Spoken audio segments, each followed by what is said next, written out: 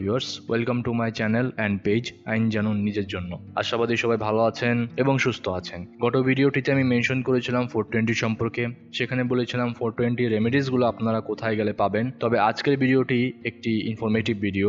এই ভিডিওটি আপনাদের জানার জন্য, প্লাস আপনারা যারা লয়ার স্টুডেন্ট আছেন তাদেরও কিছুটা হলেও হয়তো বা কাজে লাগতে পারে আজকের আমার এই ভিডিওটি। তো আমি কথা আর আজ বাড়াবো না, চলে যাব সরাসরি আমার কন্টেন্টে। তো চলুন শুরু করা যাক। দণ্ডবিধির কোন কোন ধারায় শাস্তি মৃত্যুদণ্ড বা যাবজ্জীবন কারাদণ্ড?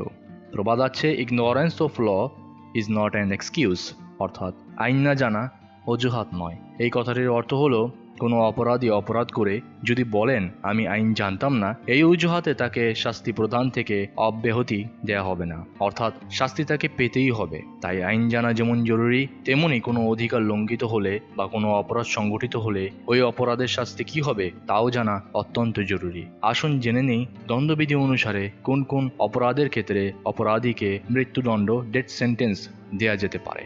নিম্নোক্ত ধারায় যদি কেউ দোষী সাব্যস্ত হয় তবে তার সাজা হলো মৃত্যুদণ্ড অথবা যাবজ্জীবন কারাদণ্ড। নাম্বার 1, বাংলাদেশের বিরুদ্ধে যুদ্ধে লিপ্ত হওয়া বা লিপ্ত হওয়ার উদ্যোগ গ্রহণ করা বা সহায়তা করা, ধারা 121। নাম্বার 2, বিদ্রোহে সৈনিকদের সহায়তা করা এবং এর ফলে বিদ্রোহ সংঘটিত হলে, ধারা 132। নাম্বার 3, মিথ্যা সাক্ষ্য দেওয়ার ফলে নির্দোষ ব্যক্তিকে মৃত্যুদণ্ড দেওয়া হলে যিনি মিথ্যা সাক্ষ্য প্রদান করেছেন তাকে মৃত্যুদণ্ড দেওয়া যেতে পারে, ধারা 194। নাম্বার 4, খুন, ধারা 302।